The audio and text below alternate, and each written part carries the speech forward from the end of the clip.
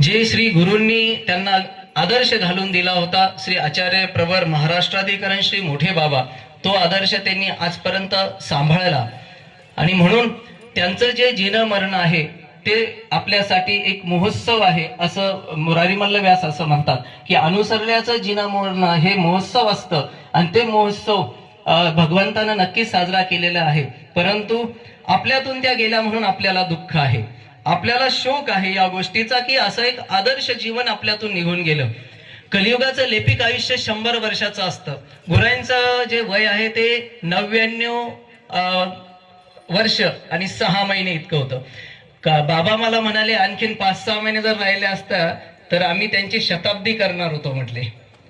तर थोडस 5-6 महिने अगोदर निघून गेल्या. मनाला असं वाटतं की लेपिक पूर्ण आयुष्य त्यांनी घेतलं असतं तर आम्हाला आणखीन 6 महिने त्यांची सेवा घडली असती, परिवाराला सेवा घडली असती. आणि यांच्या या शोक सभेला न येता आपल्याला त्यांच्या शताब्दीला बोलवण्याचा बाबांचा विचार होता.